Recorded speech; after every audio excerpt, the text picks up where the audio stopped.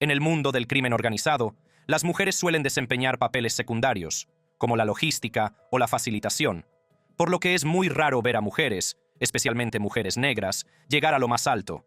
Sin embargo, en ocasiones, algunas mujeres rompen el techo de cristal y dejan huella como líderes indiscutibles.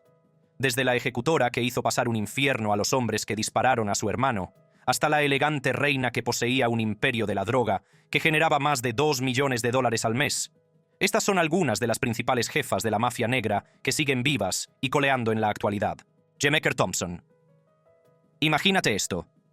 Los Ángeles en la década de 1980, una ciudad sumida en la epidemia del crack, donde el dinero fluía más rápido que la sangre por las calles.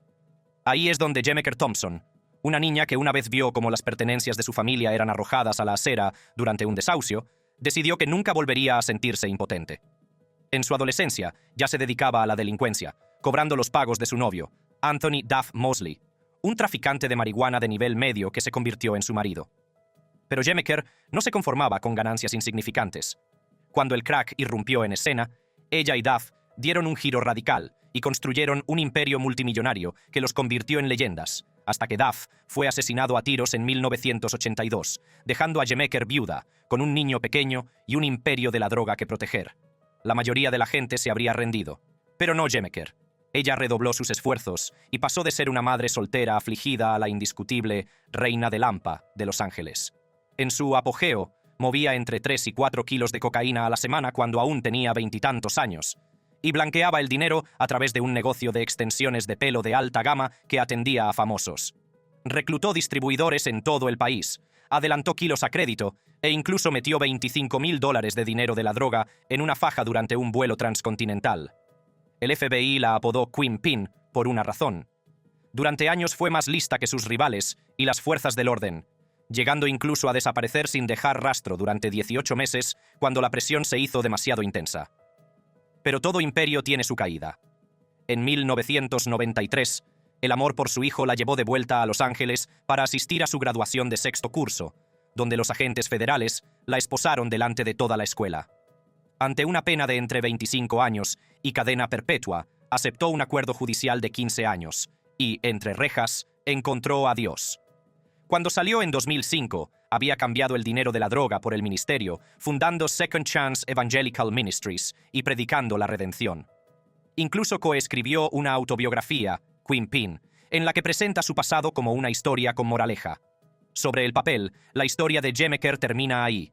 Una santa reformada, ahora con 60 años, que vive tranquilamente en Los Ángeles con su marido Champ. Pero seamos realistas, las calles no olvidan, y los rumores tampoco. Para empezar, retirarse del mundo de la droga no es como dejar un trabajo de oficina. ¿Esas conexiones? ¿La memoria muscular de mover productos? ¿Los millones que una vez lavó a través de negocios? Eso no se evapora así como así. El tráfico de drogas en 2025 se basa en aplicaciones encriptadas y criptomonedas, muy lejos de las esquinas de los años 80. Pero, ¿quién mejor para aconsejar sobre cómo evadir la vigilancia moderna que una mujer que se burló de los federales durante años? Por supuesto, no hay pruebas concluyentes. Jamaica desempeña a la perfección el papel de evangelista redimida. Asiste a la iglesia y es mentora de exconvictos. Pero en un mundo en el que los cárteles siguen operando y las viejas redes nunca mueren, el escepticismo persiste.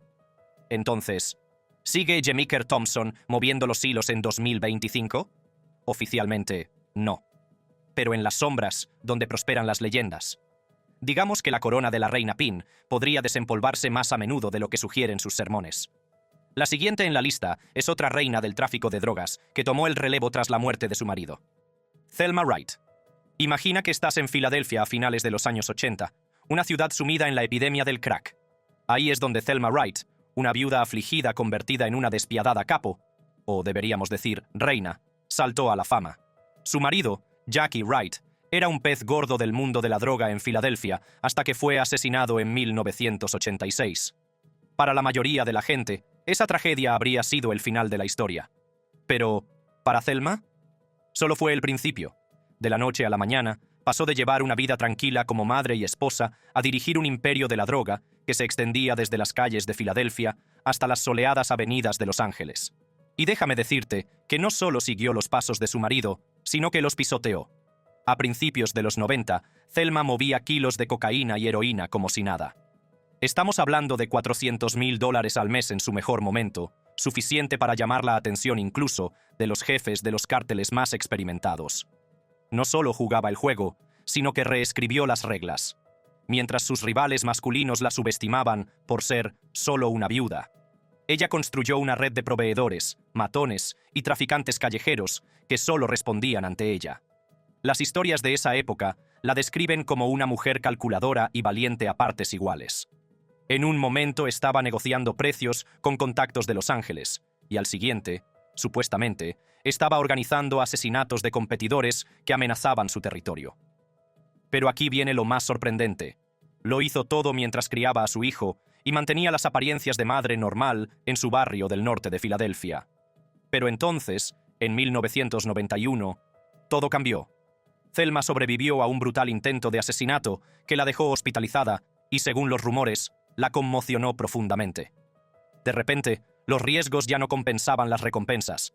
La seguridad de su hijo se convirtió en su obsesión y abandonó el tráfico de drogas de golpe. ¿O no?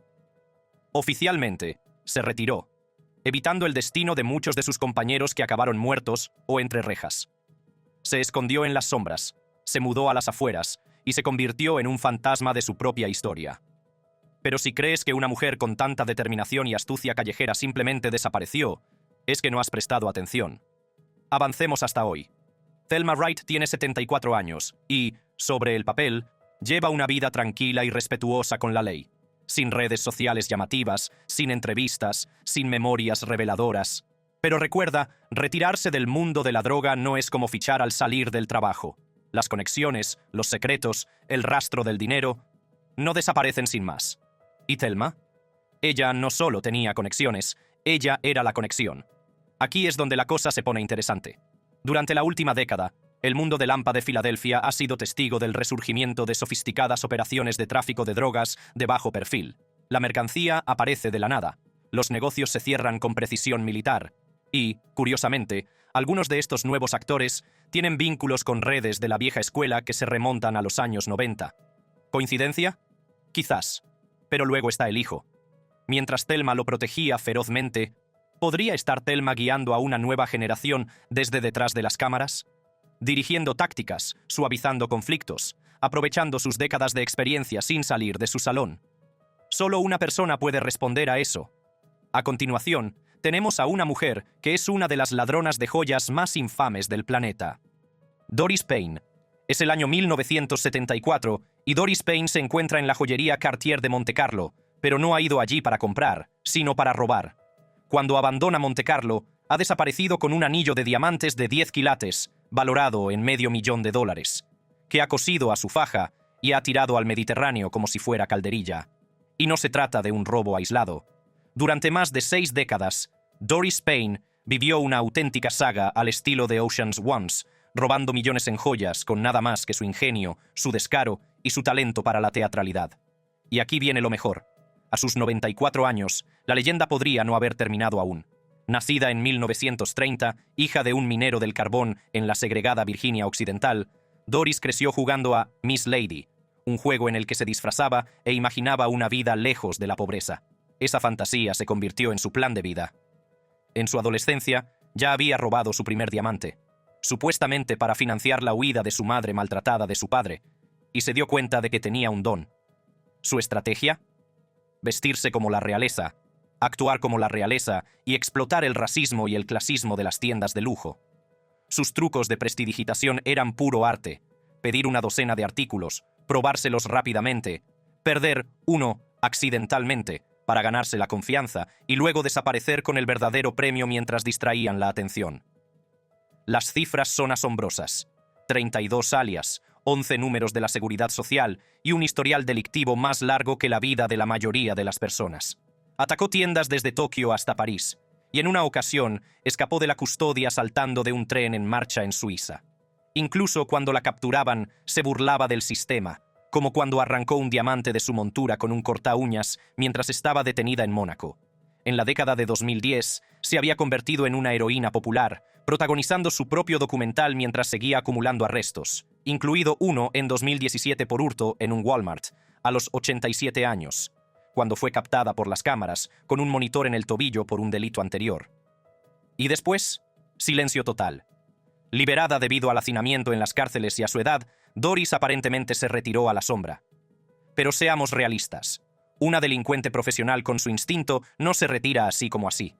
Claro, ahora tiene 94 años, está frágil, quizá incluso olvidadiza, pero su legado es una lección magistral de audacia. Y en el mundo del AMPA, las leyendas no se retiran, evolucionan. Piénsalo, pasó décadas perfeccionando estafas que se basaban en la psicología, no en la fuerza bruta. ¿Qué le impide ser mentora de una nueva generación de ladrones? ¿Transmitir sus trucos a discípulos que nunca dirán su nombre en voz alta?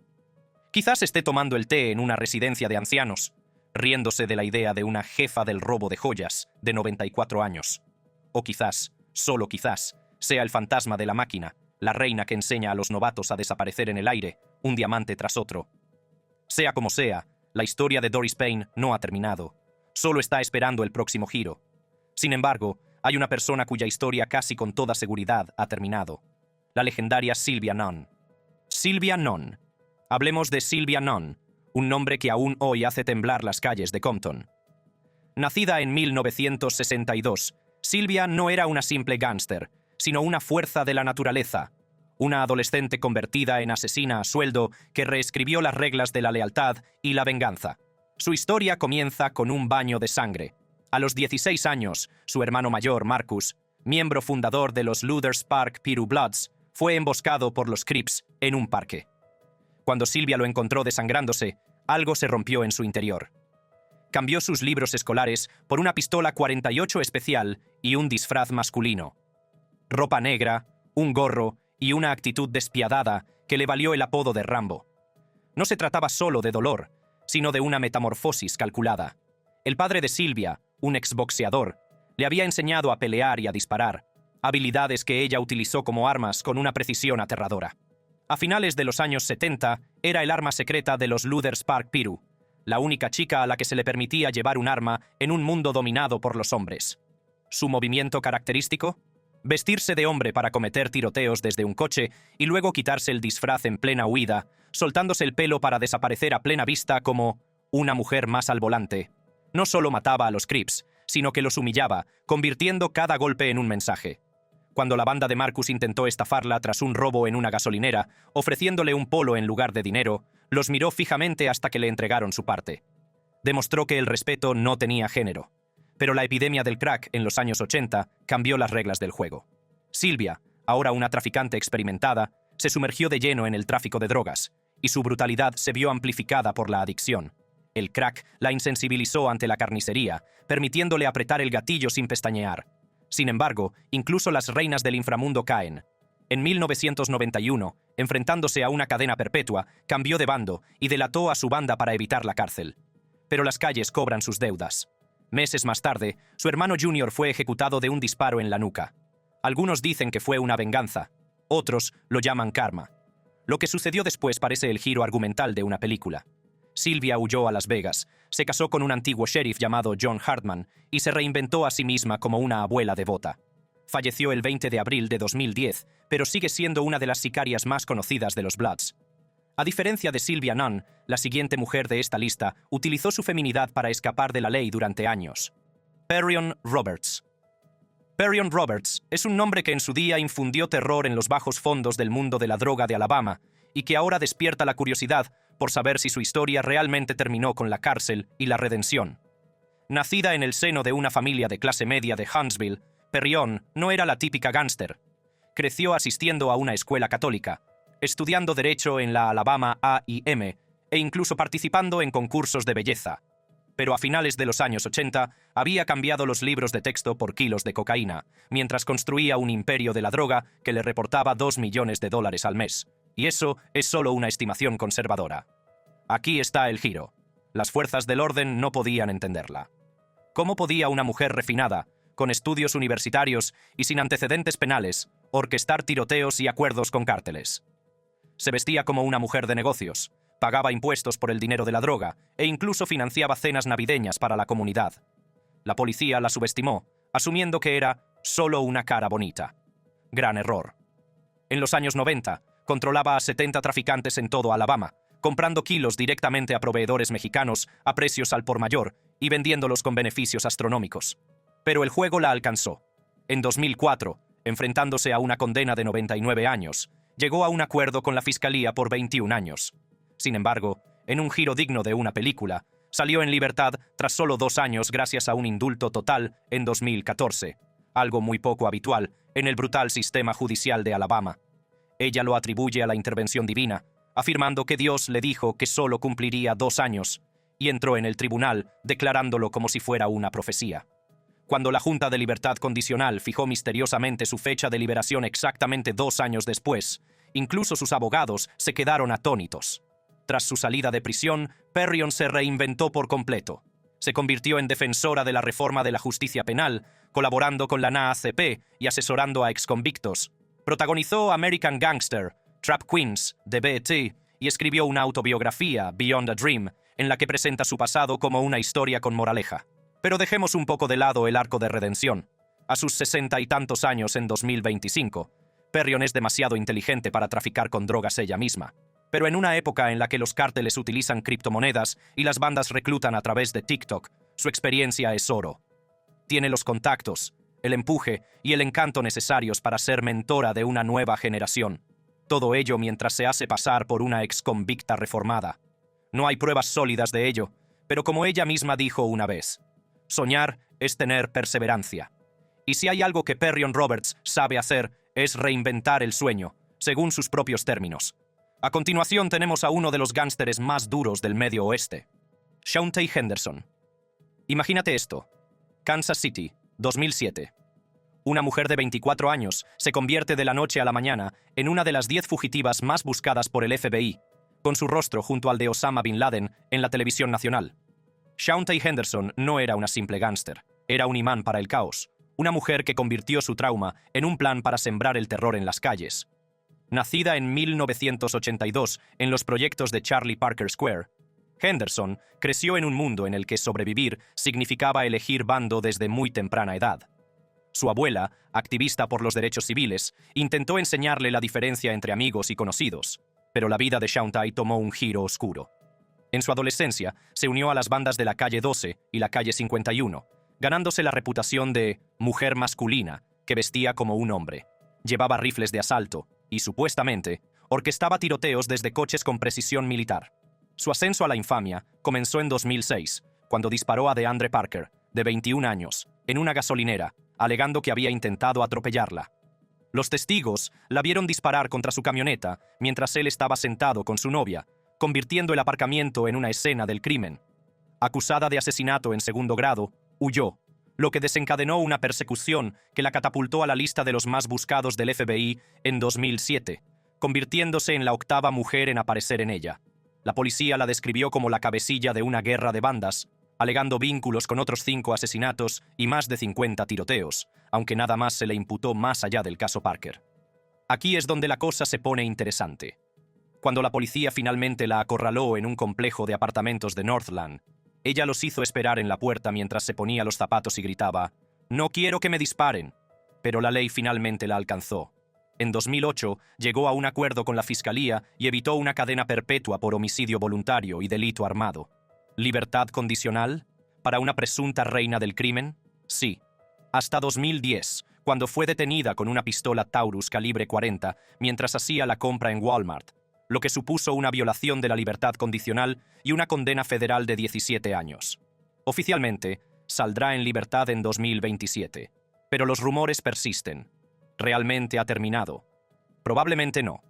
Los 51st Street Crips y sus afiliados no han desaparecido. Si la banda de Henderson le ha permanecido fiel, podría reactivar sus antiguos canales de distribución de la noche a la mañana en cuanto salga.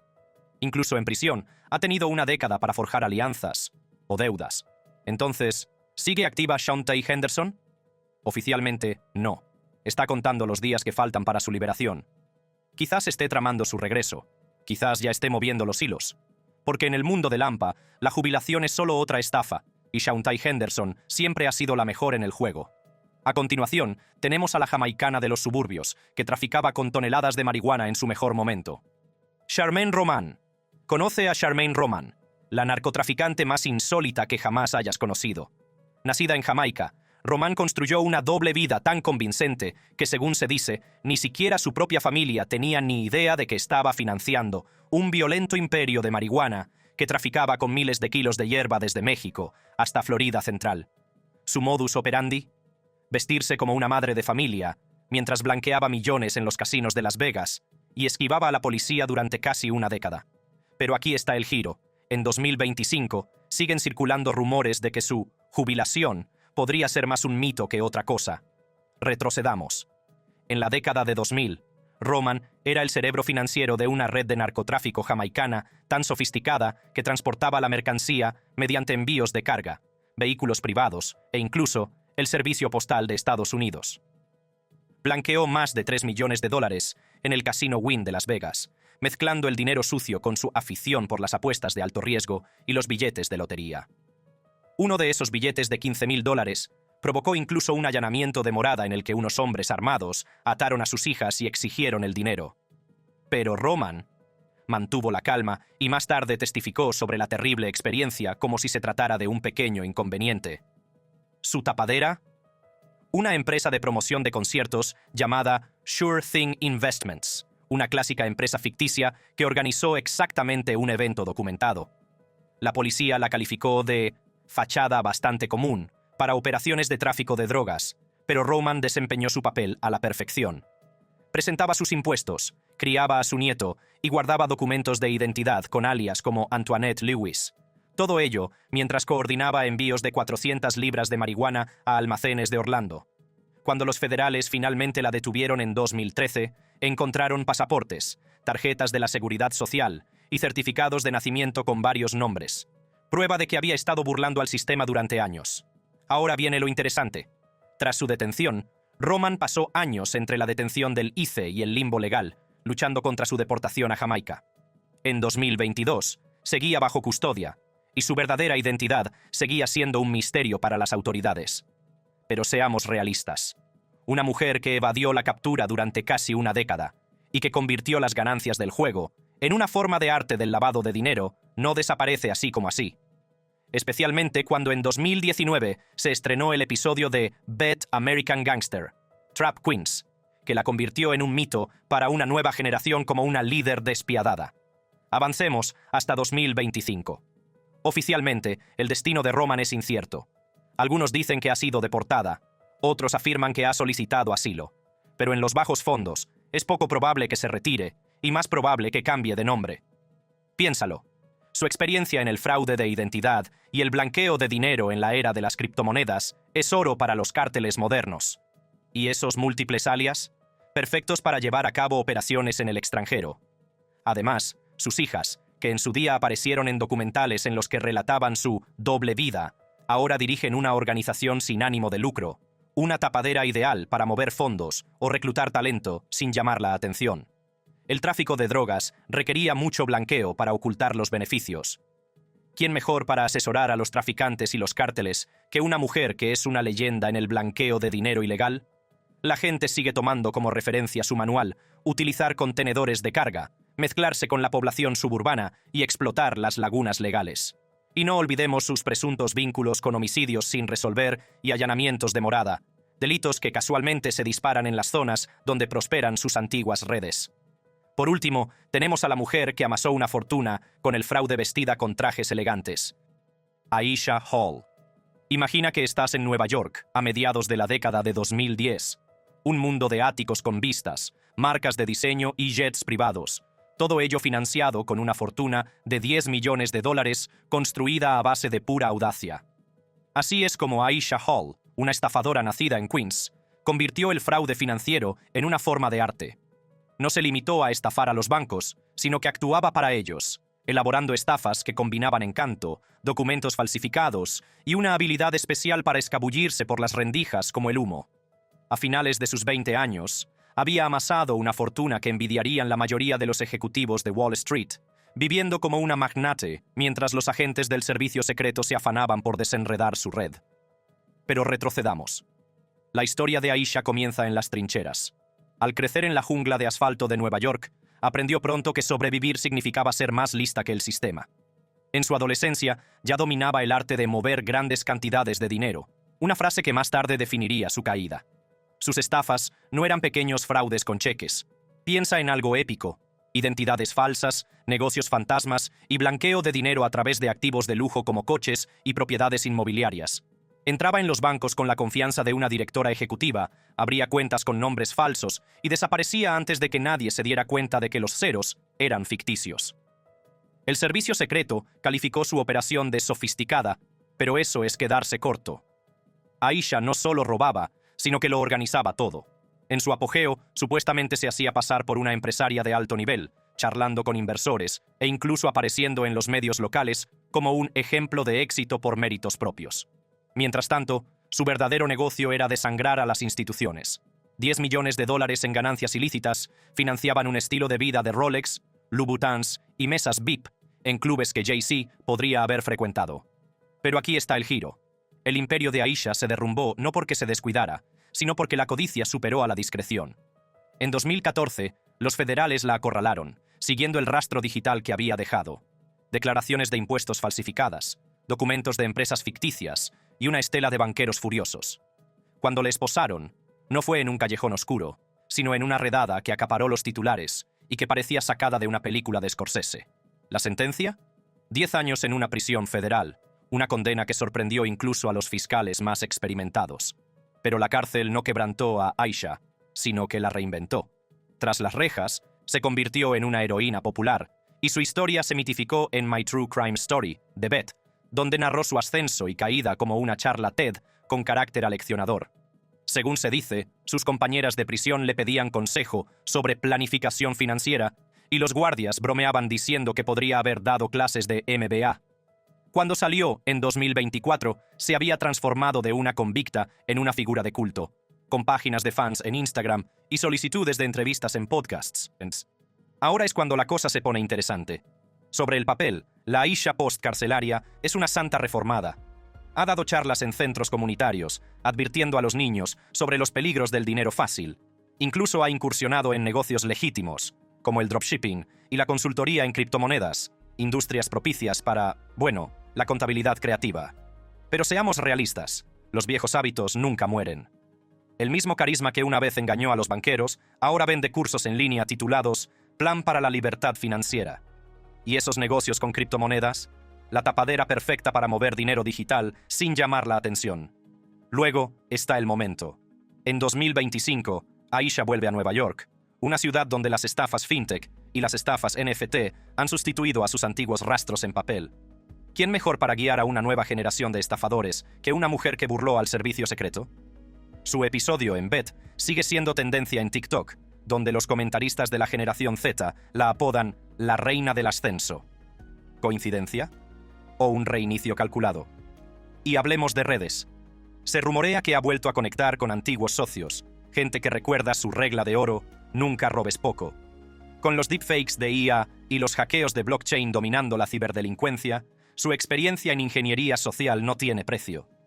Imaginemos que enseña a hackers a imitar las voces de directores ejecutivos o a falsificar correos electrónicos de juntas directivas. Habilidades que perfeccionó décadas antes de que existiera ChatGPT. Por supuesto, no hay pruebas. El LinkedIn de Aisha predica la transparencia y su canal de YouTube muestra disculpas entre lágrimas. Pero en un mundo en el que Sam Bankman-Fried se convierte en un meme y Elizabeth Holmes consigue contratos para podcasts, las historias de redención son solo otra mercancía más. Entonces, ¿sigue en activo? Oficialmente, no. Pero, en las sombras donde se esconden las carteras de criptomonedas y se cierran los acuerdos en la dark web, digamos que la reina del fraude no cumplió 10 años de condena para vender gominolas de CBD. Gracias por ver este vídeo. Si quieres ver otro vídeo tan fascinante como este, haz clic en uno de los recuadros de tu pantalla ahora mismo.